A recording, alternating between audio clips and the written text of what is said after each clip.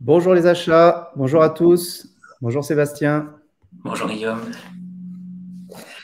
Alors, petite vérification, si on est bien live, Est-ce que ça fonctionne? ce serait bête qu'on démarre sans être live, ça m'a l'air bon. Ok, On super. va faire le traditionnel tour des localisations, donc n'hésitez pas à dire dans le Ouais, chat. vous êtes où actuellement? Notre petit tour habituel est toujours sympa. Alors là, aujourd'hui, on risque de ne pas avoir des Canadiens et tout ce qui est de ce côté-là de la Terre, puisque vu qu'on le fait à 12h30 et d'habitude on le fait plutôt vers 18h, ben là, je crains qu'ils ne soient pas réveillés, à part si on a des lève tôt. Alors, je Bonjour vois Benjamin. Voilà, un premier, au moins on sait que ça fonctionne. Lyon, Toulouse. Salut, Militaire. Christophe, Bruno, Toulouse, Lyon, Angers, Toulouse est bien représenté là. Paris, ouais. Ouais. Tunisie. Ah, Tunisie. Il y a quoi? Il y a 1 heure de décalage en Tunisie. Hop. Essonne, c'est quoi comme pays ça, Sébastien? C'est bien, c'est précisé derrière la région. Casablanca, Maroc, trop cool. Aix-en-Provence, Provence, Paris, Rennes, Lille, Paris, Mulhouse. Salut Carole. Nantes, bonjour à tous. Agadir, Bordeaux, trop cool. Beauvais. On a invité les gens de Bordeaux, Sébastien? Je crois pas. Si. Non, on les a. Il me semble, il me semble. Yacouba, On en a Morsainte, Bordeaux. Nice. Non, super. Tout le monde arrive. C'est cool.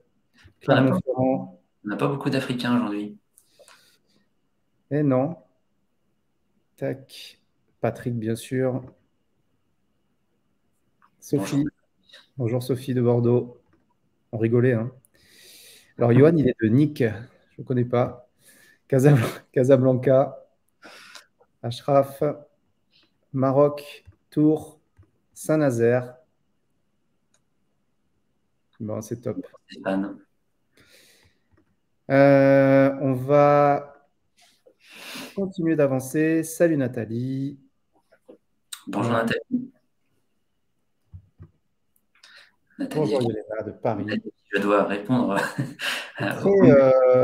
C'est très français, avec un petit peu d'Afrique du Nord. On a Tunisie et Maroc. Comme on s'y attendait, on n'a pas de Canadiens cette fois-ci. Bon. Oui, oui, on va avoir un décalage, ils seront là sur le replay.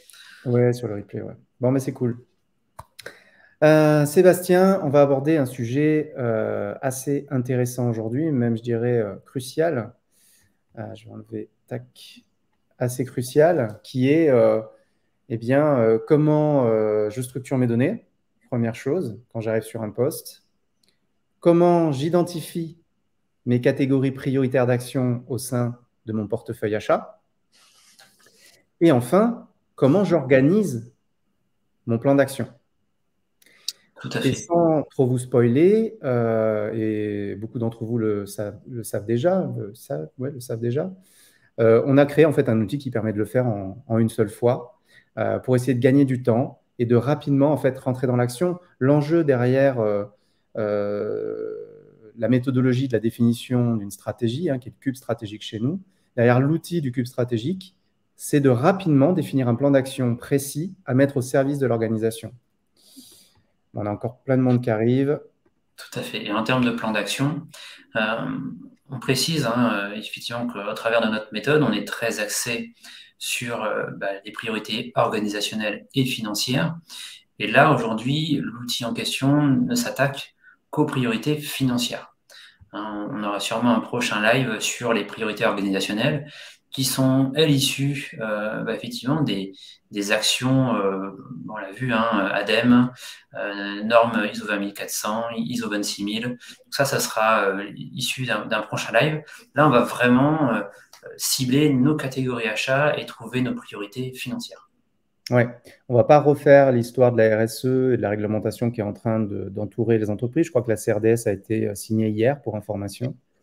Mais effectivement, il y a un contexte RSE de volonté d'agir pour le bien, pour le futur, de faire notre part. Et puis, il y a aussi un contexte réglementaire autour des organisations qui se structurent. Et en fait, aux achats, on a une place clé là-dedans, puisque les achats, en moyenne, c'est 60 à 70% de l'impact RSE des organisations. Et quand on essaye de travailler sur cet impact RSE, en fait, par les achats, on peut travailler avec tous les autres services de l'entreprise pour mener des projets transversaux. Donc, c'est un vrai sujet. Alors, si on revient rapidement sur la raison d'être et le métier de l'acheteur. Aujourd'hui, ce que l'on propose avec la méthode PES et les formations qu'on propose, il y a 2 axes. Il y a un axe pour monter en maturité qui va être de générer de la performance économique, sociale, environnementale de manière continue et progressive. D'accord ? Et de l'autre côté, le fait de mener des projets pour aller améliorer l'efficience organisationnelle d'un service. Donc, dans le côté efficience organisationnelle, on va retrouver les processus, on va retrouver le data management, effectivement, structurer les outils. On va trouver former les équipes, on va trouver structurer ces équipes, connecter au management RSE, etc., etc. Le sujet du jour, c'est l'axe numéro 1, d'accord ? C'est comment générer de la performance économique, sociale, environnementale. Et on va aller sur la phase amont. On va se dire sur quoi je dois travailler, comment identifier le marais pour éviter de tuer les moustiques, comment identifier le marais sur lequel je dois lancer des projets pour aller générer des résultats importants rapidement. Et donc, dans cette réunion, dans ce webinaire, on va identifier eh bien, comment construire son portefeuille, identifier les priorités et structurer son plan d'action, tout simplement. Oui, et l'idée, c'est d'avoir un outil que l'on utilise une fois, que l'on fasse vivre et que l'on mette à jour une fois par an, hein, parce que vos catégories achats, votre segmentation peut évoluer avec l'évolution et le développement de l'entreprise, mais c'est de faire en sorte d'avoir un outil qui ne bouge jamais. Hein, on n'a pas besoin de reconstruire année après année. Voilà, donc on professionnalise un peu tout ça. Oui, tout à fait. On le simplifie aussi. Alors, à votre avis, c'est quoi le premier outil à construire lorsqu'on arrive sur un poste achat? Quelle est la première chose à faire et pourquoi? Est-ce que vous pouvez nous dire ça dans les commentaires? Qu'on regarde un petit peu quelle est votre vision de ça. C'est quoi la première chose qu'on fait quand on rentre en poste en termes d'outils? On donne un petit indice. Ouais, le premier élément pour avoir une petite vision, effectivement, de son portefeuille achat. Comment on fait? Quelle est l'étape incontournable pour y voir clair sur son portefeuille achat? Quelle est l'étape incontournable pour, dans les premières semaines où on arrive sur un poste, marquer des points auprès de sa direction? Alors, on a un tableau de bord, ouais. Un Pareto, ok. Ouais. Et pourquoi? Base de données, effectivement, tout à fait. Base de données. Exactement, Yelena. Ouais, tout à fait. Backlog, ok. Diagnostic. Tout à fait. Tableau de bord, Pareto fournisseur, on est bon. Ah, on commence à toucher à la segmentation là. Ouais. Définition des familles, structuration par famille, exactement. Ouais, segmentation des catégories. Effectivement, la première chose à faire, vous avez tous juste, même si pour pouvoir faire un Pareto, eh ben, il y a des étapes avant. Quand on fait une extraction de données et que les étapes ne sont pas bonnes, qu'est-ce qui se passe, Sébastien? Effectivement, on a des données qui ne sont pas fiables. Mais ça, on va le voir tout de suite au travers du Pareto. La première étape, c'est le Pareto. Et c'est à la suite du Pareto, en fait, que l'on va savoir si on doit redéfinir déjà notre segmentation achat. Est-ce que la segmentation achat qui est dans l'entreprise, potentiellement issue de l'ERP, elle est cohérente ou pas? Est-ce que nos familles, nos sous-familles, nos catégories sont complètement à refaire, potentiellement mises en place il y a 20 ans, ou encore, on a vu, Guillaume, des cas où la comptabilité avait défini la segmentation, et en fait, très clairement, pour l'acheteur, c'était inutilisable. Ouais. Donc, c'est à ce moment-là où on sait si on va attaquer la segmentation achat, mais grâce à notre Pareto, on a aussi notre premier poste de dépense. Ouais. Et c'est quelque chose de très simple et très rapide à faire, Mais on a vu quasiment chez tous nos clients en consulting des surprises dans leurs yeux à la simple présentation d'un Pareto, de découvrir effectivement la part qu'un fournisseur prend sur l'ensemble des dépenses ou qu'une famille a pris sur l'ensemble des dépenses sur les 5-6 dernières années. Mm. Souvent, on a une vision comptable, enfin la direction a une vision comptable, mais n'a pas forcément une vision du développement du budget achat de l'entreprise. Ouais, tout à fait. C'est un vrai sujet et c'est aujourd'hui, à notre connaissance, la première source d'écueil quand on rentre dans une structure en tant qu'acheteur famille, catégorie, en tant que responsable achat ou en tant que directeur achat et même en tant que consultant achat.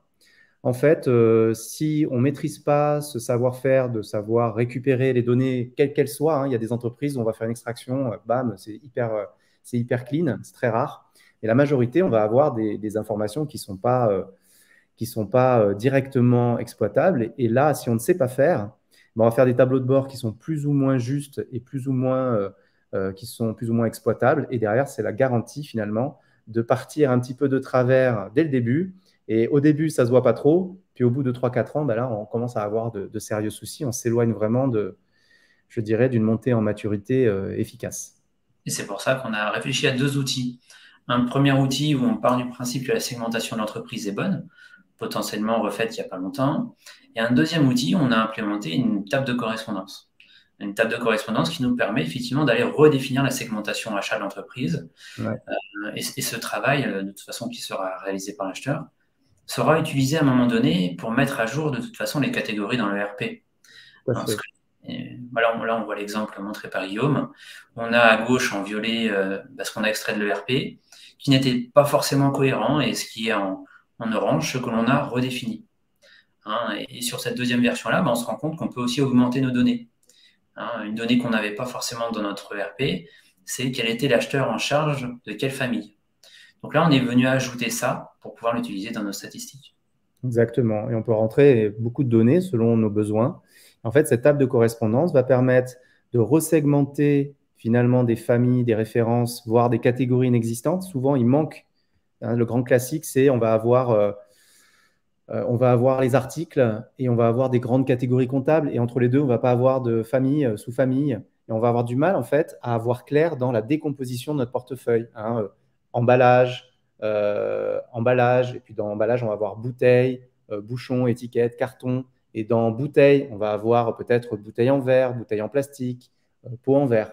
Et en fait, si on ne fait pas bien sa segmentation, on va avoir beaucoup de mal derrière à y voir clair sur la construction de notre portefeuille. Oui, on peut avoir aussi des familles complètement disproportionnées en termes de valorisation achat, avec une famille qui peut représenter 90% du chiffre d'affaires. Donc, autant vous dire, là, la segmentation, elle ne sert à rien. Oui, tout à fait. Ouais. Tout à fait. Sébastien, est-ce que tu veux nous présenter rapidement le portefeuille en dynamique? Tu te le sens? Ouais. Tu sens qu'on va pas avoir le bug du live, le grand classique? L'objectif, c'était d'avoir quelque chose d'assez clair, Oui. d'assez zoomé, c'est toujours un peu compliqué. Hop. On va vous montrer le fichier en question. Donc là, tu es sur les Pareto. Ouais. Ouais, là, je suis sur notre Pareto. Hop. Et là, notre fichier final. Donc, ça nous permet effectivement d'aller chercher, comme on l'a vu, par famille achat, catégorie, que l'on a redéfini. Alors, je vais zoomer tout ça. J'essaie de voir en live ce que ça donne. On va aller chercher, par exemple, sur la famille achat bouteille. On va pouvoir trier l'intégralité des données de notre portefeuille achat, ce qui nous permettra de voir effectivement les évolutions de chiffre d'affaires, notre top 10 par article, etc. etc. Et ce qui est intéressant, c'est qu'on en a parlé, effectivement, de prioriser nos familles. Là, typiquement, on a décidé de faire notre exercice de priorisation sur le segment famille, le niveau de catégorie famille, et on a fait remonter effectivement notre indice PES et le classement PES. Donc, ça nous permet de voir que dans notre activité, la famille MP producteur, c'est elle qui a le plus grand indice. Donc là, on va le voir, on va le découper au fur et à mesure, mais c'est elle qui a le plus grand indice, effectivement, et le plus grand poids au niveau de notre analyse achat. Ouais, de la performance économique, sociale, environnementale, c'est ça l'indice de PES. Et c'est cet indice qui nous permet de prioriser, en fait. Sébastien, je vais repasser sur la présentation. On a vu l'outil dynamique. Est-ce que c'était lisible sur LinkedIn? Dites-nous hein, si c'est visible ou quoi. On pourra faire des zooms un peu plus détaillés. Alors, est-ce que c'est bon? Je suis sur la présentation. Ouais, c'est bon. Ouais, alors, donc, effectivement, on a créé un outil qui permet, quelle que soit la qualité de la base de données qu'on a, vous avez des lives sur la structuration des tableaux de bord plus détaillés qui sont accessibles sur notre chaîne YouTube pour voir comment on structure une base de données. Hein. Quand il n'y a rien du tout, il n'y a rien du tout. Voilà, en fonction justement de ça, quand il n'y a rien du tout, on va demander au fournisseur de récupérer des extractions Excel et on va reconsolider une base de données qu'on va recliner dans le fichier et on va pouvoir refaire notre segmentation de la même manière. Si on a un ERP avec des données parfaites, avec un super processus approvisionnement qui a bien intégré dans les fiches articles et fournisseurs toutes les informations, ben là, c'est du papier à musique, on réutilise les bases de données directes. Voilà. Et bien sûr, on vient de voir le tableau de bord qui permet d'avoir une vision en temps réel, de pouvoir filtrer et de savoir combien j'ai dépensé en avril 2021 de tel article bouteille et quel a été son prix unitaire et quelle a été l'évolution du prix unitaire sur les 3 dernières années, quel est le budget. En fait, on peut rentrer dans le détail du détail du détail du détail et on va voir en fait que ça sert énormément dans la définition d'un plan d'action, dans l'identification des risques, entre autres. Est-ce que c'est clair pour tout le monde? Dites-le nous dans les commentaires. Donc on va passer à la suite. On sait qu'on a toujours un petit décalage entre la vidéo et les commentaires. Il y a un petit décalage de 15 secondes. On avance, mais dites-nous là, si tout va bien, qu'on puisse revenir en arrière si besoin. Alors, on va maintenant aborder quel est le principal problème d'un acheteur qui veut conjuguer performance achat et RSE. Est-ce que quelqu'un a une idée? Bon, super, ça a l'air clair. C'est clair, c'est top. Parfait. Quelqu'un connaît le principal problème d'un acheteur qui veut conjuguer performance achat et RSE? Parce que là, c'est bien, on a fait des tableaux de bord, c'est cool. Est-ce que ça va nous aider à conjuguer performance achat et RSE? Est-ce que ça suffit? C'est déjà énorme, hein. Il faut savoir qu'il y a peu de sociétés qui en ont. Je dirais des tableaux de bord performants hein, qui se mettent à jour tout seuls et qui permettent de faire ça. Par expérience, Sébastien, c'est quoi en pourcentage à peu près? Tu dirais quoi? Un pourcentage par rapport à quoi?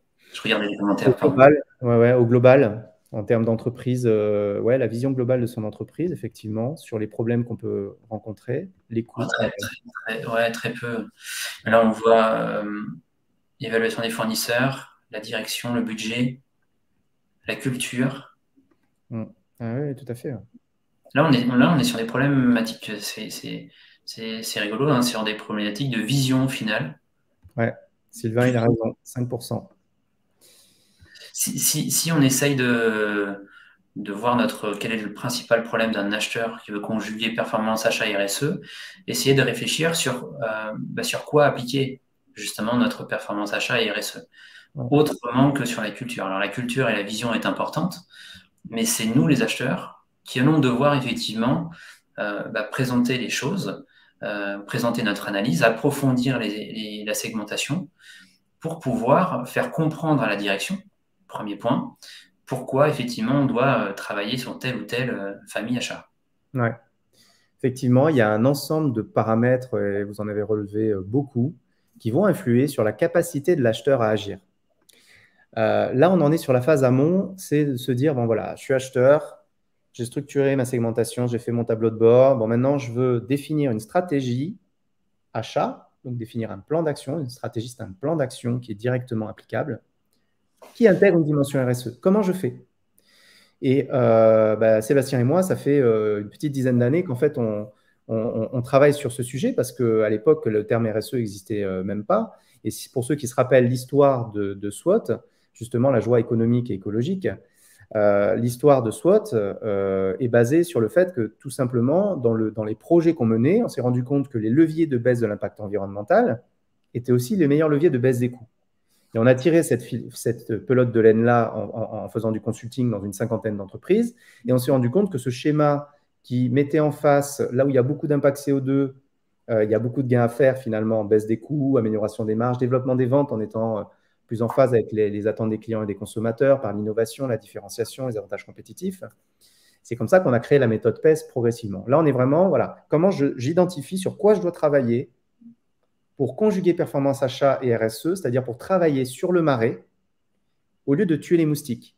Ce dont on se rend compte bien souvent, c'est que les services achats à qui on impose le fait de faire de la RSE aux achats, ils vont travailler sur tous les petits moustiques qu'il y a autour et tout ce qui touche au cœur de métier. Comme on ne sait pas comment conjuguer, c'est-à-dire baisser l'impact environnemental et améliorer les conditions sociales tout en baissant les coûts, d'accord, ou en apportant plus de valeur ajoutée, bah en fait, on est bloqué. Donc, tout ce qui touche au cœur de business, on ne va pas y toucher et puis on va travailler sur tous les petits moustiques autour. Hein.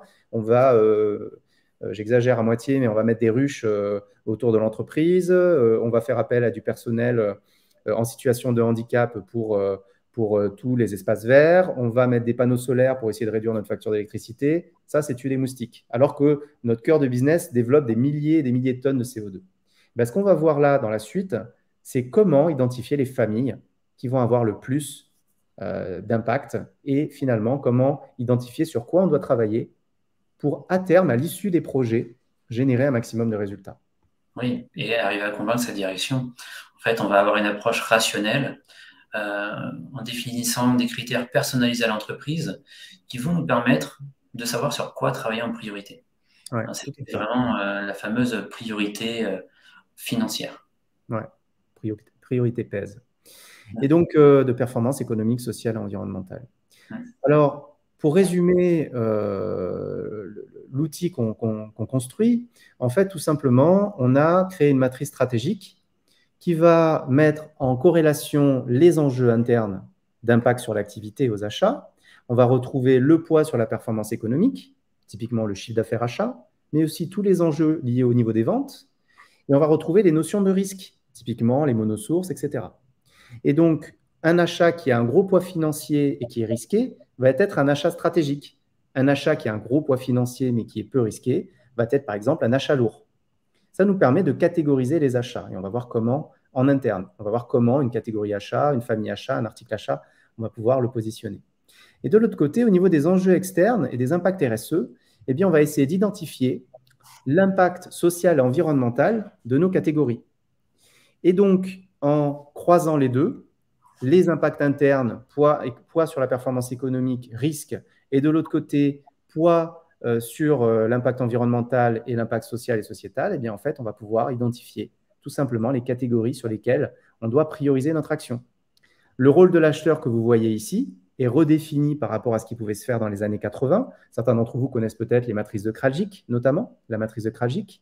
Là, on a une vision d'évolution de ça, qui intègre des marchés qui sont en constante innovation, d'accord, qui intègre des marchés aujourd'hui, des consommateurs, un contexte réglementaire qui impose à l'acheteur d'être un contributeur de la réduction de l'impact environnemental notamment et du respect des conditions sociales sur toute la chaîne de valeur. Donc le rôle de l'acheteur se résume aujourd'hui en deux axes. Augmenter la performance économique par la baisse des coûts, la hausse des marges et le développement des ventes par l'intermédiaire de projets transversaux et réduire le risque pour l'activité. Donc là, on est très proche de ce qu'on peut imaginer qu'aujourd'hui est une fonction achat. C'est juste qu'on intègre la dimension hausse des marges et développement des ventes. Un acheteur qui va chercher à baisser les coûts absolument alors que son client est plutôt en recherche de valeur ajoutée et d'innovation va passer complètement à côté de son vrai rôle. D'accord ?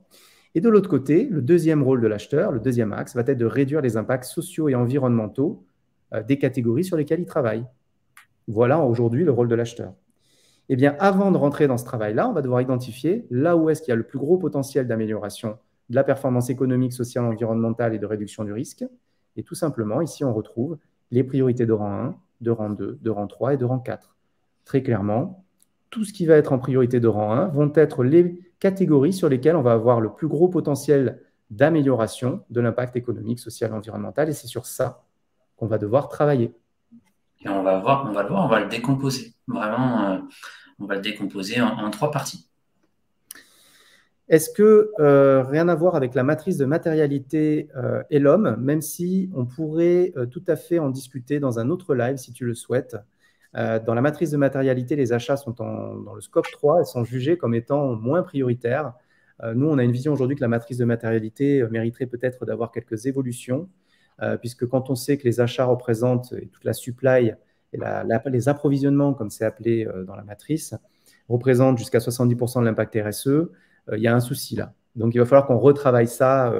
Voilà. Et quand on sait aussi que ce qui est aujourd'hui dit comme scope 1 et scope 2, souvent, on va retrouver les achats indirects et autres qui sont aussi des achats. En fait, la vision des achats est aujourd'hui incomprise, ce qu'est la fonction achat et en quoi on va être des émissaires de mise en œuvre de projets transversaux dans lesquels on va pouvoir participer à la performance économique, sociale, environnementale de l'entreprise. On en reparlera. On n'a pas trop le temps. Difficile pour les familles que nous sommes contraints d'acheter en Asie. Sophie, c'est pas mal d'acheter en Asie. Attention à ne pas mettre des étiquettes sur des provenances. Pareil, on a des informations là-dessus sur la chaîne YouTube. Ne mettez pas d'étiquettes sur des provenances. Regardez ce qui se passe réellement. Effectivement.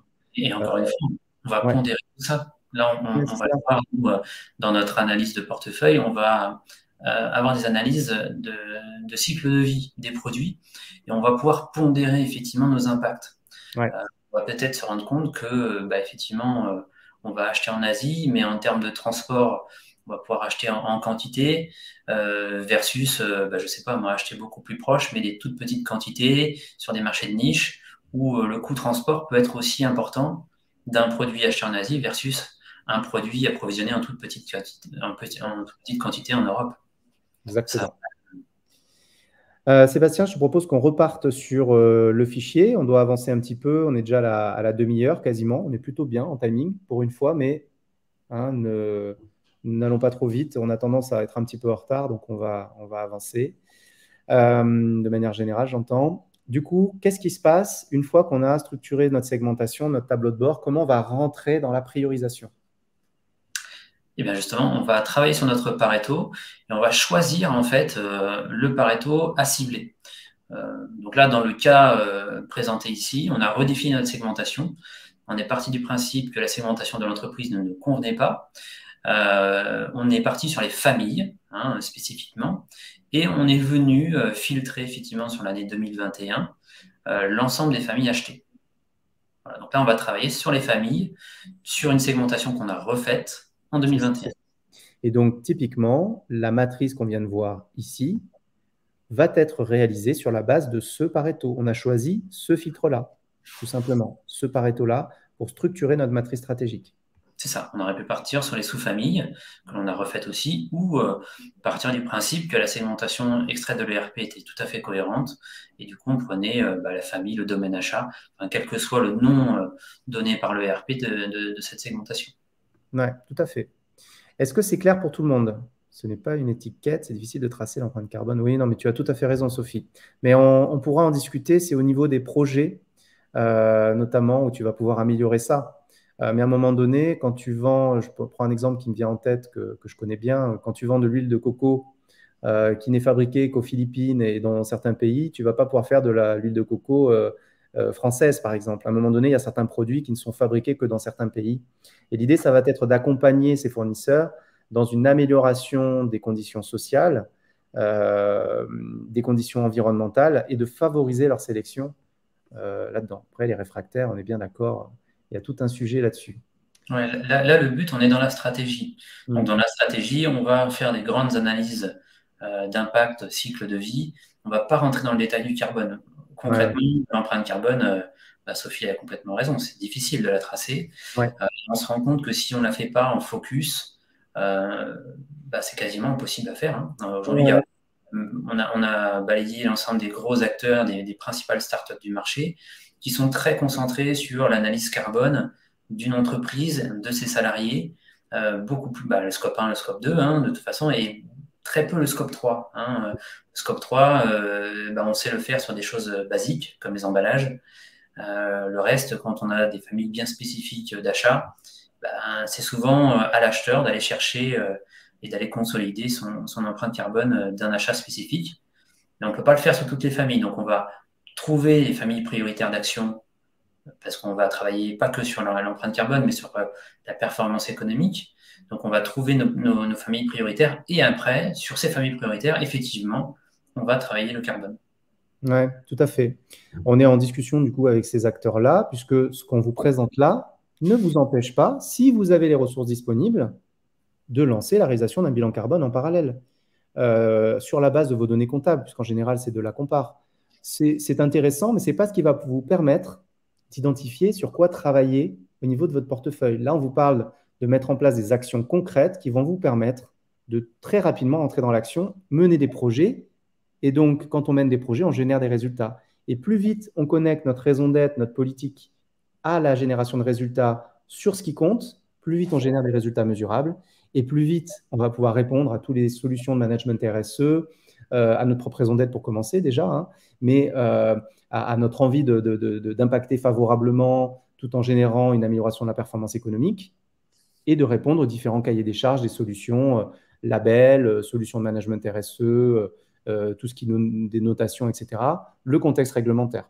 D'accord ? Le bilan carbone, c'est d'ailleurs fait partie des écueils qu'on retrouve dans les entreprises. Aujourd'hui, beaucoup d'entreprises se lancent dans des bilans carbone avant même de réellement se demander pourquoi on fait les choses et peuvent parfois s'embourber dans des bilans carbone parce que derrière, ben, c'est long à faire, etc. Alors que là, on peut rentrer assez rapidement dans l'action et c'est bien le sujet. D'ailleurs, le sujet de la méthode qu'on développe depuis maintenant une quinzaine d'années, c'est connecter raison d'être et action sur le cœur de métier et pas sur des actions à la marge. Donc là, on sélectionne notre Pareto. Et après, ce qu'il faut bien identifier aussi, c'est que souvent le bilan carbone aboutit à énormément d'actions organisationnelles. Tout à fait. Et effectivement, ça, on y travaille également. Donc, on est avec des acteurs, des startups vraiment leaders sur un marché. Et on va travailler aussi sur un fichier qui ne prend pas de parti pris. C'est-à-dire qu'aujourd'hui, on a vu, hein, on a beaucoup d'acteurs qui ont des labels.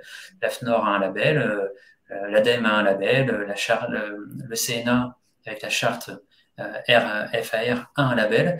Nous, on va prendre on va créer un outil qui prend justement et qui traduit l'ensemble de ces chartes, l'ensemble de ces labels, pour permettre aux acheteurs de ne pas avoir à faire un choix dans leur analyse, dans leur diagnostic organisationnel. Oui, tout à fait. Oui, tout à fait, dans leur diagnostic organisationnel et dans leur action sur le terrain. En fait, si on devait résumer l'orientation qu'on prend, c'est de se dire, ben voilà, je vais identifier sur quoi je dois travailler et ensuite, quand je vais travailler sur ces sujets, je vais réellement les optimiser en cohérence avec l'entreprise. Parfois, on peut faire des choix plus orientés économiques qu'environnementaux. Mais le fait est qu'on va être en capacité d'optimiser fondamentalement et de manière transversale les sujets sur lesquels on va travailler. Et derrière, les choix seront faits en interne dans l'entreprise en fonction des priorités souhaitées, tout simplement. Et on va pouvoir se connecter finalement naturellement en générant continuellement des améliorations mesurables de la performance sociale et environnementale, des gains de CO2, etc., etc. Et on va alimenter tout cet écosystème RSE. Venons-en un petit peu à la construction de la matrice stratégique sur le fichier. Donc, assez simplement, le fichier va reprendre, donc ça c'est la première matrice, la matrice interne achat. Je peux partager mon écran. Ouais, vas-y. Ce sera peut-être plus facile que sur vas-y. Le Canva. Je vais essayer d'avoir quelque chose d'assez zoomé, où effectivement, on retrouve effectivement notre Pareto, la segmentation sur laquelle on a décidé de travailler. Hop, je remonte au-dessus des commentaires, sur lesquels effectivement on va mesurer sur la première matrice le poids économique et le risque fournisseur, le risque pour l'activité, pardon, sur différents critères. Et en fait, sur ces différents critères, on va avoir un niveau de pondération de 1 à 5, et ça sera à vous en tant qu'acheteur d'adapter en fait vos critères. Par exemple, sur poids en chiffre d'affaires achat, soit on fait quelque chose de très basique, donc on a voulu présenter quelque chose aussi de très basique. On voit plus mon écran. C'est bon. Soit on fait quelque chose de très basique, on part de 1 très faible à 5 très fort, ou soit on rentre dans le détail, 5% de chiffre d'affaires, 10% du chiffre d'affaires, etc., etc. Ça sera à chaque acheteur de l'adapter, mais l'idée, c'est qu'on va pouvoir noter les différents critères pour chacune des familles de notre segmentation. Et derrière, voilà, automatiquement, le résultat va remonter dans notre matrice. Et comme on l'a vu, là on est sur la matrice interne. On va voir effectivement nos 4 différents carrés. On voit le stratégique et on voit tout de suite, on a la famille bouteille, la famille MP producteur, étiquette transport en stratégique. Ouais. Et donc, on sait que ce sont les familles bouteilles et MP producteurs, ce sont des familles stratégiques qui ont donc un fort risque pour l'activité et un fort poids économique. Et donc, on sait que d'un point de vue interne, d'un point de vue performance économique et risque, c'est sur ces familles-là qu'il faut qu'on priorise notre action, tout simplement.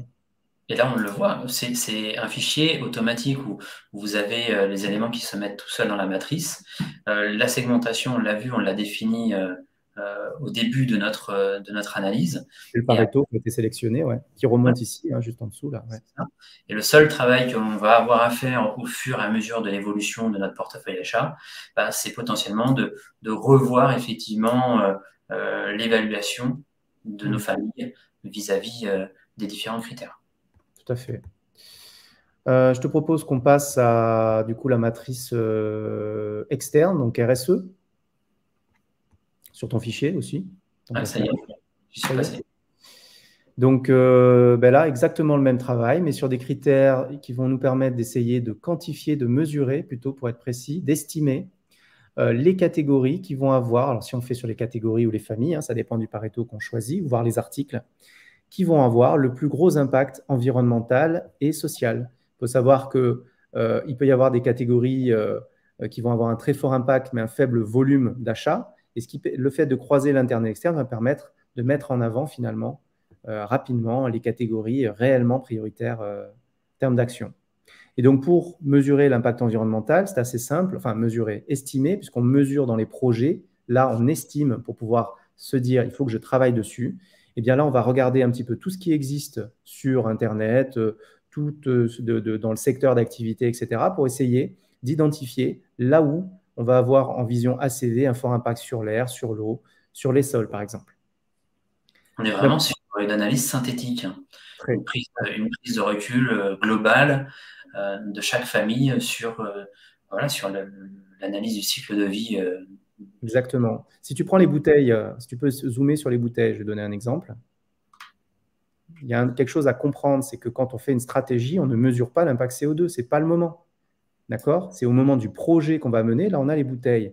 Imaginons, on regarde l'impact environnemental, voilà, vous voyez, on est à 4.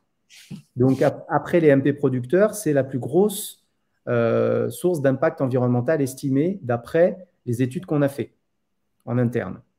Eh ben, on va savoir, quand on va définir nos plans d'action, qu'il faut qu'on travaille sur les bouteilles. Donc, imaginons qu'on lance un projet sur les bouteilles en verre, dans la catégorie, dans la famille bouteilles.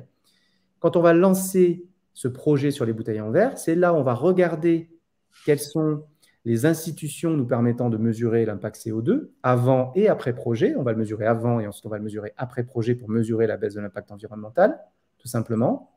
Et bien là, on va par exemple identifier que Citeo, avec le BE éco-emballage, permet de mesurer l'impact individuel de chacun de nos modèles de bouteilles. Et on va faire ce travail-là pour pouvoir dire telle bouteille, elle fait 180 grammes de CO2, telle bouteille, elle fait 160, etc., etc. Et si à l'issue d'un projet, on a réussi à faire de l'éco-conception, à réduire le nombre de projets, de bouteilles en standardisant et qu'on a pris des bouteilles plus légères, que globalement, on arrive à des bouteilles qui en moyenne, avant, faisaient 180 grammes de CO2 et aujourd'hui, après projet, font 160 grammes, et ben ces 20 grammes de CO2 multipliés par le nombre de bouteilles vont nous donner le gain d'impact CO2. Mais ça se fait après les projets. Là, on cherche vraiment à voir où est-ce qu'est le marais, sur quoi il faut qu'on travaille. Et on ne se perd pas dans des analyses longues, chronophages, épuisantes. On se focalise sur aller au plus vite dans l'action, mais de manière très rationnelle et explicable à une direction d'entreprise. Oui. Après, aller longuement dans le détail, si on a de la chance qu'on a identifié le bon projet, tant mieux pour nous. Mais on va avoir quand même du mal à le justifier auprès d'une direction. On doit justifier quand même en tant qu'acheteur notre coût, on doit être une source de valeur ajoutée, hein, vraiment, que ce soit économique, environnementale et sociale, de toute façon pour l'entreprise. Et effectivement, on doit pouvoir expliquer notre démarche à une direction. Donc, on n'a pas besoin de montrer ces matrices-là à la direction, mais ça nous permet de consolider, de construire petit à petit notre expertise. Là, on le voit sur l'indice de l'impact social. On va regarder l'impact sur les individus, l'impact… Est-ce que tu peux grandir un petit peu plus, s'il te plaît? Après, je ne vais pas pouvoir afficher tout le monde, mais Ouais, bon, enfin, en gros, effectivement, là, on est parti sur des critères ISO 20400, ADEME. On a recroisé un petit peu tout ça pour pouvoir définir des indices d'impact sociaux et environnementaux les plus pertinents possibles, sans rentrer dans des travaux qui peuvent prendre des mois et qui pourraient nous faire passer à côté, finalement, d'un bon démarrage de dynamique. Tout à fait. Là, ce qu'il faut voir, c'est qu'on a quelque chose d'assez synthétique au niveau de notre Pareto. On n'a qu'une dizaine de familles. Si vous appliquez effectivement cette analyse sur, par exemple, vos sous-familles, vous êtes dans un grand groupe industriel, vous en aurez peut-être une centaine de sous-familles. Donc là, effectivement, on rajoutera des lignes, on pourra appliquer cette analyse à l'ensemble des sous-familles. Mais effectivement, on va pouvoir très rapidement identifier par rapport à une centaine de familles ou sous-familles où sont nos familles prioritaires. Ouais, tout à fait. Toujours encore avec nos fameux indices, impact social d'un côté, impact environnemental de l'autre. Et évidemment, vous vous en doutez, on va arriver à la matrice finale qui mixe l'interne et l'externe derrière. Tout à fait. Tout à fait. Donc là, on a notre matrice externe RSE qui se construit automatiquement. Est-ce que tu peux aller sur la matrice stratégique? Alors, on a les leviers. Est-ce qu'on fait des leviers ou pas avant? On va les faire après. Alors, eh bien, tout simplement, le croisement, si tu zoomes un petit peu, s'il te plaît, le croisement de la matrice interne et de la matrice externe, donc RSE, va nous permettre tout simplement de structurer la matrice stratégique qui se fait également automatiquement avec tous les indices. Et donc, très facilement, on va voir apparaître, vous rappelez-vous ce qu'on a vu au tout début, on va voir apparaître eh bien, nos priorités d'action sur la base du Pareto qu'on a sélectionné. Voilà, tu peux remonter sur la matrice et on voit remonter naturellement. Là, ici, je crois qu'on est sur les familles prioritaires d'action au sein de notre portefeuille achat sur 4 axes qui sont un résumé finalement du métier d'acheteur, le poids sur la performance économique, le risque pour l'activité, les impacts sociaux et les impacts environnementaux, tout simplement. Et donc, ça va nous permettre d'identifier sur quoi travailler. Et derrière, on va pouvoir rentrer dans le détail. Un dernier point, ça va être les leviers.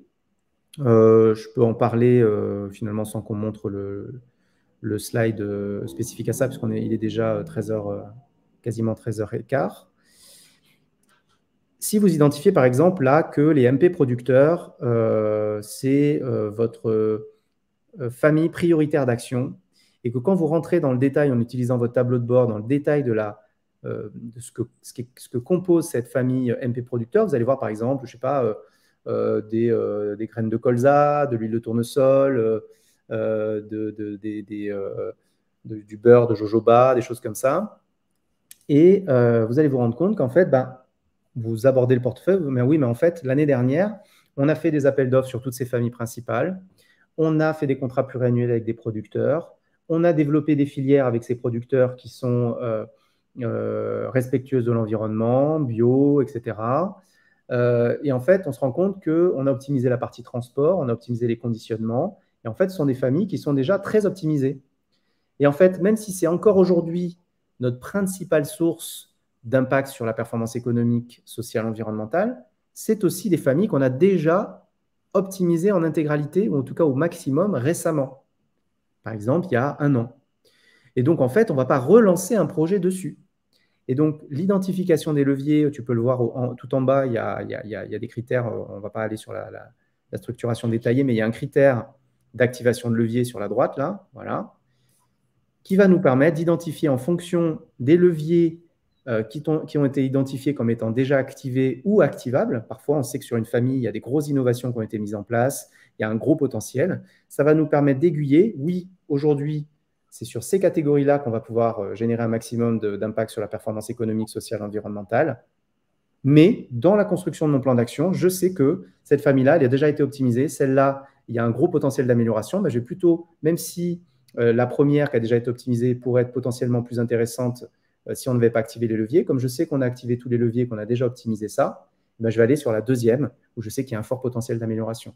Et ça va nous permettre d'éviter l'écueil, de retravailler sur les mêmes sujets et d'aller sur des nouveaux sujets pour aller générer les résultats. Ouais. Là, ça se retranscrit dans les chiffres. En fait, quand on a une évaluation des leviers, donc on a un onglet dédié à ça, pareil, sur un multicritère, quand on a un chiffre élevé, comme ici, là, 15, ça veut dire quoi? Ça veut dire qu'on a beaucoup de leviers activables, versus ici, on a 3 leviers, c'est-à-dire que potentiellement, ici, on a déjà activé énormément de leviers. Donc, même si effectivement notre analyse interne-externe nous identifie une famille achat très importante pour l'entreprise, si effectivement on a ici un faible chiffre en levier, bien nous on va travailler en indice. De toute façon, pour identifier notre indice PES, on multiplie notre indice interne sur notre indice externe et on multiplie le résultat de ce premier calcul par notre indice de levier. Et ça nous donne effectivement un indice PES. Et plus l'indice PES est élevé, plus effectivement la famille sera importante de manière globale dans les priorités de l'acheteur. Tout simplement. On repasse sur le Canva, Seb? Ça te va? Oui. Allez, parfait. C'est bon, tu n'as rien à faire. J'ai trouvé un bouton incroyable pour repasser sur le Canva. Là, vous avez d'ailleurs un extrait de la structuration des leviers, de comment on identifie les leviers. On ne va pas rentrer dans le détail aujourd'hui, mais on l'intègre pour les raisons qu'on vient d'évoquer. Alors, une fois qu'on a identifié les catégories à fort potentiel d'amélioration, comment on fait? À votre avis, quelle est la suite? On va identifier, donc on va rentrer par exemple dans les bouteilles, et puis ensuite on va se rendre compte que dans les bouteilles, il y a les bouteilles en verre, les bouteilles en plastique, les pots en verre, et on va se rendre compte que le marché fournisseur est le même pour les bouteilles en verre et les pots en verre, et on va se dire, ça c'est un projet. On fait des projets uniquement sur des marchés fournisseurs similaires, puisque dans le processus de gestion de projet, il y a l'appel d'offres, donc il faut qu'on puisse consulter un marché fournisseur similaire, sauf grosse innovation, on peut aller sur des technologies complètement différentes. Et donc là, on va pouvoir lister, par exemple, imaginons 50 projets sur notre portefeuille, 50 projets à mener qui vont être priorisables de 1 à 50. Qu'est-ce qu'on fait selon vous à partir de là? Est-ce qu'on lance les 50 projets en même temps? Qu'est-ce qu'on fait, à votre avis? Est-ce que vous pouvez nous aider? Donc là, on avait une priorisation déjà, on a identifié quel était le projet numéro 1, et potentiellement, comment on peut travailler autour de l'ensemble de cette liste de projets qui est déjà un peu priorisée pour effectivement avoir une vision précise de leur mise en œuvre dans le temps, avec les moyens disponibles, bien sûr. Analyse coût, opportunité, Adèle, c'est un petit peu ce qu'on vient de faire. 20-80, c'est ce qu'on vient de faire à Douane. On a déjà identifié et classé les projets sur lesquels on doit bosser. C'est quoi la suite? Oui, tout à fait, Nulufer. On ne lance pas tout en même temps. Tu peux nous dire pourquoi, Nulufer, on ne lance pas tout en même temps? Allez, les autres. On priorise en fonction de faisabilité et du RACI. C'est un peu ce qu'on vient de faire, Sophie. On n'en a pas besoin. On le fait par vague. Bon, Nulufer, c'est à croire que tu as suivi nos formations, toi. Nulufer, c'est une licence, une ancienne licence. Oui, je m'en rappelle. De Toulouse. C'est pour ça. Les uns à la suite des autres, tout à fait. Donc, Benjamin, tu vas faire projet 1, puis projet 2, puis projet 3, tu es sûr? Durée des projets, très important, Camille, tu as tout à fait raison. Et alors, c'est difficile d'estimer la durée d'un projet. On pourra en discuter. Pas le temps de tout gérer. Tu as tout à fait raison. On lance par lot. Oui, Stéphanie, tout à fait. Nous, on appelle ça des vagues, mais on peut appeler ça des lots. Pas de problème. On identifie les fournisseurs les plus ouverts au changement. Ouais, on peut, tout à fait. Surtout selon le niveau de maturité globale de l'organisation, on peut aller se rapprocher des fournisseurs qui sont un peu dans la tendance de vouloir innover et pousser, même si il faut qu'en interne, ça suive aussi. Faisabilité, négociation des prix et des contrats. Nord-Douane, ça, ce sont des leviers qu'on va retrouver au sein des projets. Prioritaire en fonction de nos objectifs. Oui, c'est exactement ce qu'on doit faire. Mais comment on fait? Bon, continue à nous mettre vos solutions là. Identifier les quick wins. Ouais, tu as tout à fait raison, Christophe. Parfois, on identifie des quick wins et en fait, pour comment dire ça? Alors nous, on est à l'inverse du court-termisme, hein, et le quick win par essence, voilà. Mais parfois, ça nous est arrivé, d'ailleurs le portefeuille permet de le faire, les urgences, tout à fait, les urgences, mais il faut faire attention aussi aux urgences, hein, on n'est pas des sapeurs-pompiers, mais vraiment dans une démarche long terme. Parfois, dans un portefeuille, Sébastien, je ne cite pas les noms, mais ça va te parler, on va voir des écarts de tarifaires énormes entre deux sites de fabrication pour le même achat. On va voir un écart de 30% pour un produit sensiblement identique. Et on va voir qu'il y a 400 000 euros par an de perdus, ou en tout cas, on ne sait pas pourquoi, mais c'est le même produit qui a acheté 30% de plus et ça pèse 400 000 euros. Bah là, effectivement, on redresse tout de suite. Donc, on met un acheteur dessus et on va aller faire ce quick win parce que 400 000 euros, c'est énorme et on ne peut pas laisser traîner ça. Et ça, la structuration qu'on a vue juste avant, on vous permet de le voir en 3 clics. Oui, on peut avoir aussi une gestion de risque en particulier avec un fournisseur en monopole, zéro solution annexe. On se rend compte que seul ce fournisseur déjà veut bien travailler avec nous, c'est déjà bien. Ouais. Et en fait, là, on se doute bien que même si on arrive à une famille achat en question qui est en indice pèse numéro 10 ou 15, c'est peut-être quelque chose que l'on va devoir mettre sur le devant de nos vagues de projets. Ouais. En tout cas, à intégrer dans la vague numéro 1. C'est ça. Et donc, en fait, rapidement, je vous montre comment structurer le plan. En fait, déjà, la première chose à avoir en tête, c'est que si on a 50 projets à mener, eh bien, on va devoir adapter la charge de travail aux ressources disponibles. Puisque là, on est sur les projets pour les générer des résultats, mais il y a aussi les projets organisationnels. Et donc là, j'ai pris l'exemple d'un service achat avec une responsable achat, directrice achat, qui a 4 acheteurs projets. Eh bien, par vague de projet, elle va confier à un acheteur un projet. Mais elle ne va pas confier à un acheteur 10 projets en même temps. Par exemple, cet acheteur est responsable d'une catégorie sur laquelle il y a un projet à mener. Celui-là est responsable d'une autre catégorie, d'un autre portefeuille, etc., etc. On va organiser les projets par vague selon les ressources disponibles. Et c'est extrêmement important. Par rapport à la durée des projets, ça a été évoqué par l'une d'entre vous. En fait, en fonction des projets très complexes vont durer parfois plus d'1 an, d'accord ? En général, rarement plus d'1 an quand on est focus dessus. Quand on gère 10 000 projets en même temps, effectivement, ça peut prendre des années, voire jamais aboutir. Mais quand on est assez focus sur des projets stratégiques et prioritaires, le travail avec les autres services va se faire plus facilement. Et du coup, on va avancer plus vite. Donc, considérez entre les vagues un espacement moyen d'environ 7 mois. Ça veut dire quoi? Ça veut dire que ce projet-là, s'il est terminé avant celui-là, lui, il va lancer sa vague 2. D'accord? Il va avancer un peu plus vite et chaque année, on réorganise en fonction du niveau d'avancement de chacun. D'accord? Ce qui est important, c'est de savoir ce que l'on met dans les vagues. Exactement. Bien évidemment. Et là, c'est là où l'acheteur doit faire remonter d'un cran, effectivement, son analyse. Elle doit passer par la direction pour valider avec elle sur les sujets sur lesquels l'acheteur va travailler ou l'équipe achat va travailler. C'est là où l'acheteur va pouvoir, entre guillemets, faire valoriser toute son analyse, faire valoir son expertise, ses recommandations et faire comprendre à la direction dans ses recommandations. Une fois que les éléments sont validés par la direction, ce qui est génial, là on peut imaginer ce tableau-là avec des projets un peu plus explicites que là c'est des noms de code, mais affichés à l'entrée du bureau de l'acheteur, en grand. On a 3. Et en fait, on sait qu'on va avoir la direction qui sera toujours informée de où on en est. On pourra cocher fait, pas fait en face de chaque projet. Mais au moins, la direction aura toujours en tête le fait qu'on travaille sur des priorités, validées avec elle, et tout le monde dans l'entreprise va le comprendre. Ouais.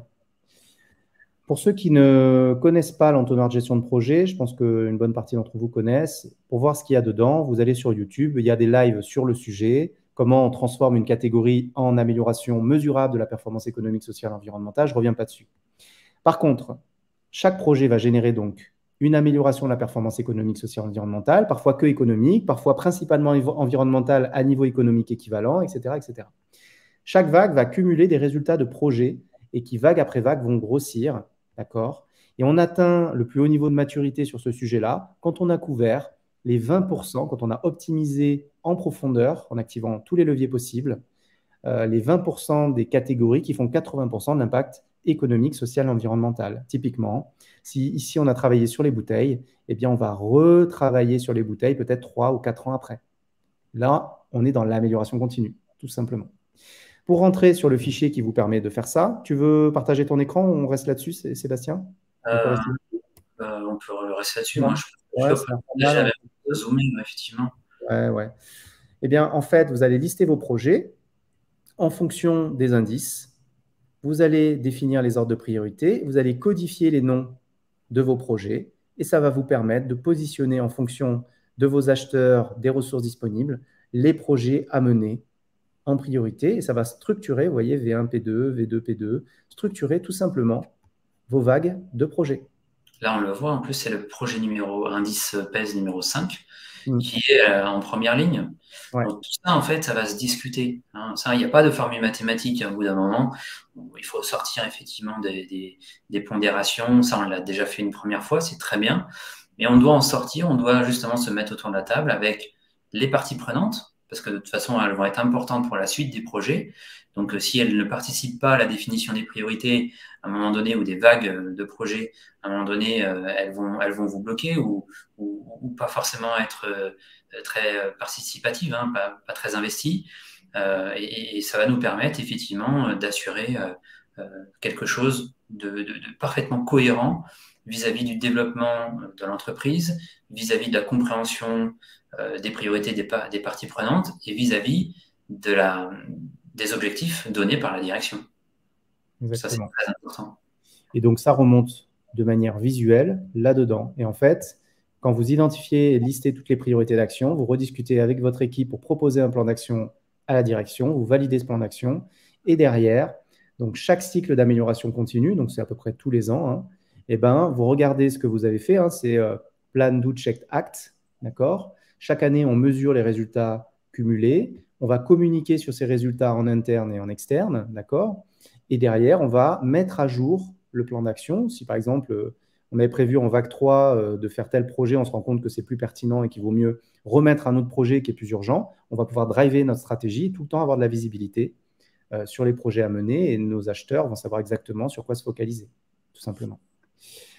On a terminé pour aujourd'hui sur l'outil qui permet de faire ces 3 actions. Segmenter, faire son tableau de bord, identifier ses priorités d'action et derrière structurer son plan d'action.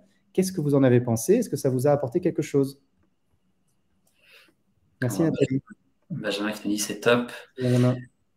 Nathalie, super de nouveaux outils. Ouais. LinkedIn User. C'est qui le LinkedIn User? Mettez votre prénom quand vous apparaissez pas. Donc, vous voyez, c'est quelque chose de très simple que Sébastien et moi, on aurait aimé avoir dans notre début de carrière. Mais bon, ça n'existait pas et c'est aussi aujourd'hui ce qui fait qu'on est aussi passionné par ce qu'on fait, puisque ça nous permet de développer des outils très opérationnels, directement applicables en fait. Et durable. Notre objectif, c'est qu'une fois que le premier travail justement sur l'ensemble de la segmentation est fait, derrière, la mise à jour année après année sera très simple à mettre en œuvre. Donc vous pouvez le garder, il n'y a pas tout à refaire de A à Z. On a des graphiques qui se mettent à jour automatiquement. Donc c'est très bien. Et en plus, on a en première page notre tableau de bord qui est augmenté. Hein. On va voir justement sur chaque famille l'information de est-ce que c'est une famille pèse plus ou moins importante, oui ou non. Ouais. Si on peut remonter peut-être sur la première, sur le tableau de pilotage. Juste pour information, le fichier suit tout simplement le processus de structuration d'une stratégie. Hein. C'est un outil qui est en parallèle de tout ce processus-là. Je vous enverrai la présentation à la fin de ce live. Je mettrai un lien dans les commentaires. Vous pourrez aller la télécharger. Sébastien, avec ton retour d'expérience, combien de temps il faut pour atteindre cette expertise selon toi? Et selon vous, combien de temps il faut pour savoir faire ça? Beaucoup d'entre vous ont dit que c'était super, ok. Est-ce que, à votre avis, combien de temps il faut pour faire ça? Est-ce que c'est quand même un sujet hyper important? Combien de temps il faut pour savoir générer l'expertise pour faire ce type de travaux dans les entreprises. Est-ce qu'il faut travailler 15 ans dans les entreprises ou est-ce qu'on peut l'obtenir assez rapidement? Benjamin, tu sais à peu près, toi, non? On va voir les propositions de mois de travaux. Tu as raison, Benjamin, c'est difficile de le mettre dans l'administration française pour différentes raisons. On travaille pas mal avec le public. Les raisons sont multiples, à commencer par tout simplement la structuration des datas qui peut être fortement améliorée. C'est le principal problème, hein, c'est ce qui va nous mettre le plus de temps, c'est récupérer les données. À partir du moment où on a les données et potentiellement ce fichier-là, parce qu'on ne vous cache pas, hein, ce fichier-là, on va pas le donner, on le donnera qu'aux personnes qui suivent notre formation. Et bien derrière, en moins de 4 jours, on réalise de A à Z cette analyse. Ouais. En fait, cette analyse-là, c'est précisément le fichier qu'on utilise en diagnostic achat. Ouais, c'est ça, quelques semaines, Stéphanie. Sébastien, un diagnostic que nous, on fait sur 5 jours dans les entreprises. Donc, en 5 jours, on arrive à proposer un plan d'action directement applicable dans l'entreprise. Et derrière, on forme les acheteurs à appliquer le plan quand c'est les entreprises qui souhaitent ça. Soit on les forme de bout en bout à le faire. Et vous, chacun d'entre vous peut se former à le faire. Une base à peu près propre. En fait, Agnès, non, justement, même quand on a, parfois, il vaut mieux, même quand on a une base pseudo-propre, il vaut mieux parfois repartir de zéro. Il vaut mieux demander les infos aux fournisseurs parce qu'on suit beaucoup mieux ses clients qu'on suit ses fournisseurs. Mais toi, Nathalie, tu es Black Belt, donc forcément, tu connais et tu vas avoir accès aux fichiers très rapidement. Avoir des données fiables, ça c'est clair, c'est le plus complexe. Hein. Quand on aborde le data management dans nos formations, on voit qu'on a beaucoup d'écart entre les sociétés. On a des sociétés qui ont des ERP dédiés où vraiment chaque ligne achat est bien renseignée. D'autres, c'est pas du tout le cas. C'est vraiment... il y a pas... on est à 80% peut-être d'entreprises qui ont encore du mal avec leurs données. Mais souvent, très souvent, une fois qu'on a fait le premier travail de créer son tableau de bord, on arrive à convaincre la direction que la maîtrise des data est très importante. Et c'est souvent avec ce premier succès que l'on arrive à déclencher un investissement dans l'entreprise pour améliorer effectivement la gestion des données. Et souvent, on peut faire valoir le fait qu'une formation supplémentaire, notamment aux outils que nous proposons, est indispensable. Et derrière, si on a la formation et si on a le budget et les moyens en interne pour récupérer nos données, tout est là et tout est parfait pour nous permettre d'avancer beaucoup plus rapidement aux achats. Basiquement, en fait, ce que l'on vous présente aujourd'hui, ce sont des méthodes de consulting qu'on a transformées en méthodes et en formation avec les outils de terrain. Pour répondre à la question de combien de temps il vous faut individuellement pour générer cette expertise, l'idéal, c'est 150 heures. C'est selon nous le minimum pour qu'un acheteur soit capable d'être un véritable consultant expert en amélioration continue dans les organisations. Ouais. Nathalie qui est fraîchement Black Belt. Effectivement, Benjamin aussi. Mais en fait, 150 heures, et d'ailleurs, Nathalie pourrait en témoigner, c'est long. C'est une formation longue, mais quand on réfléchit à ce que ça vous apporte, c'est-à-dire à être en maîtrise totale d'un métier à un niveau expert, en incluant des cas pratiques qui sont d'anciennes missions de consulting, que vous visiez un poste d'acheteur projet, de responsable achat, de directeur achat ou de consultant dans les entreprises, c'est un minimum en fait. On apprend un métier avant de le réaliser. C'est l'idéal, pardon, le 150 heures. Le minimum, c'est le 65 heures. On s'est rendu compte qu'il y a beaucoup de personnes en poste. Un autre Black Belt, Patrick. C'est le minimum, c'est 65 heures. On a intégré toute la partie data management. Vous avez les classes virtuelles dans lesquelles on utilise cet outil-là. D'accord, plus des contenus e-learning complémentaires. En 65 heures, c'est très adapté aux personnes en poste qui doivent conjuguer la vie de famille, le travail et la formation. Donc, on a fait un condensé sur le 65 heures. Ça apporte quand même, je dirais, 60%, 70% de tout ça et c'est déjà énorme. c'est-à-dire tout de suite faire des tableaux de bord dans l'organisation, tout de suite convaincre par notre niveau d'expertise, structurer son plan d'action. On a vraiment déjà quelque chose de très fort. S'il y Oui, en puis a qui souhaitent… ouais, créer son réseau aussi. Enfin, les deux, hein, le 150 heures et le 65 heures, permettent aussi de créer un réseau d'acheteurs experts en triple performance. Voilà, Guillaume l'a dit, hein, sur l'idéal, nous, on a énormément de personnes qui sont aujourd'hui en changement, hein, qui veulent effectivement changer d'entreprise, qui veulent se lancer dans un nouveau challenge, voilà, pour une carrière qui pèse. Donc, on retrouve énormément ce type de personnes-là aujourd'hui sur cette formation. Évidemment, des personnes qui sont au Pôle emploi, hein, qui ont le temps pour la faire. Et le 65 heures, ben, elle s'est dédiée d'elle-même, en fait, aux personnes qui sont en poste, parce qu'elle permet, avec un investissement de seulement 4 heures par semaine pendant 3 mois et demi, de venir à bout, effectivement, de cette formation et d'avoir toutes ces nouvelles compétences pour travailler maintenant de manière professionnelle sur les achats. Oui, tout à fait. Pour une carrière qui pèse, hein, performance économique, sociale, environnementale, notre cheval de bataille. Merci à tous. Merci de nous dire si ça vous a plu, si ça vous a inspiré. Sachez déjà que on va vous donner pas mal de choses. Il y a beaucoup de choses accessibles sur la chaîne YouTube, etc. Bien sûr que c'est éligible au CPF, Sophie. Et donc, avancez, battez-vous, faites de votre mieux et essayez de trouver votre équilibre professionnel, votre épanouissement professionnel. Et nous, ce qu'on essaie de faire, c'est de vous apporter le maximum, en fait, hein, au travers de notre méthode, de nos formations, pour vous donner toutes les cartes en main pour… joli jeu de mots, merci. Guillaume, Toutes les cartes en main pour réussir, hein, finalement, atteindre vos objectifs, quels qu'ils soient, hein. On peut rêver d'être un grand consultant achat, comme on peut tout à fait rêver d'être acheteur catégorie au sein d'une PME et d'essayer de faire sa part et de générer un maximum d'impact, de résultats et d'être bien dans son poste, d'avoir du temps, puisqu'en fait, derrière l'approche méthodologique, on gagne du temps. Derrière ces outils, on gagne du temps, on gagne en expertise, en temps, et ce temps, on peut le consacrer aux personnes qui nous sont chères, aux activités qui nous sont chères. Et cet équilibre entre vie professionnelle et vie personnelle est au cœur, finalement, de nos engagements auprès de la communauté achat, parce qu'on sait qu'on peut vite se laisser embarquer dans des situations très inconfortables et qui empiètent sur notre vie. oui, Merci à tous.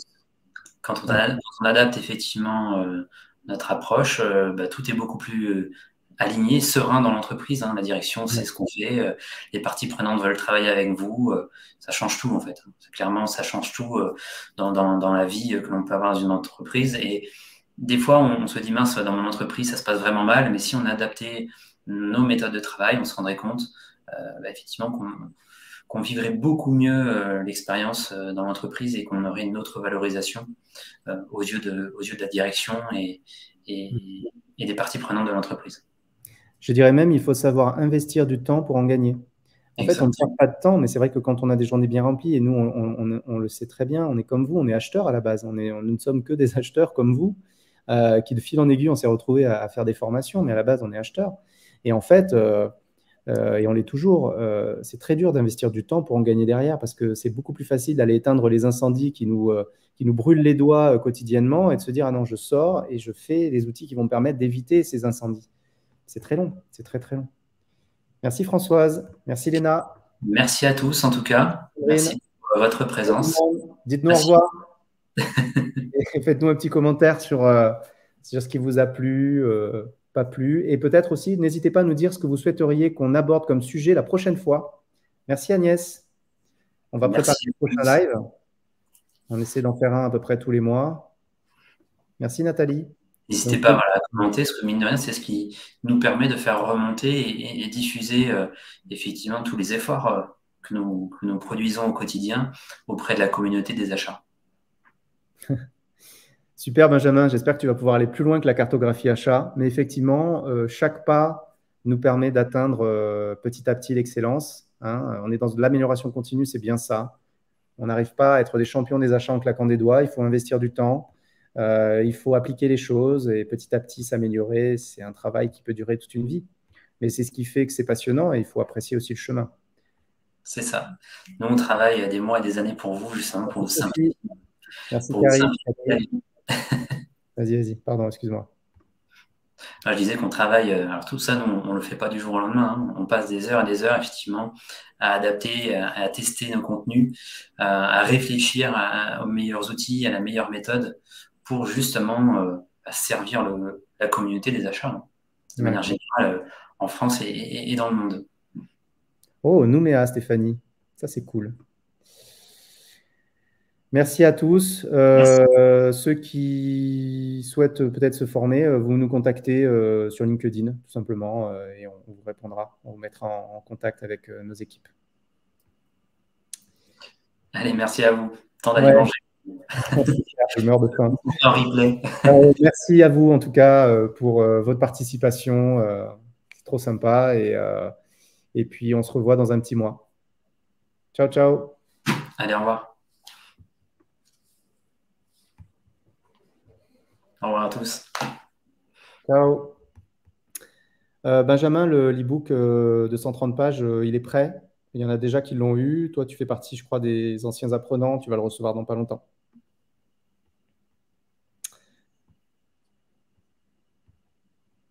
T'as Nouméa, je ne sais pas quelle heure il fait, hein. Il est plutôt. Ça va être ouais. Bonne question. Bon, c'est Ouais, top. je coupe, là. Allez à table. Karine, j'attends un peu que tout le monde nous ait dit au revoir. Merci, Karine.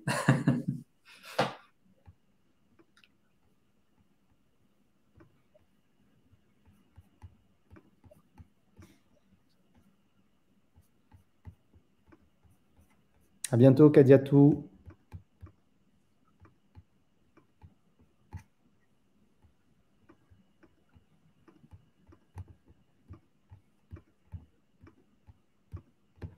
Bon, allez, on va pouvoir couper. On ira les commentaires, on répondra à vos commentaires. Ciao, ciao. J'arrête la diffusion. À tout à l'heure, Sébastien. À tout à l'heure.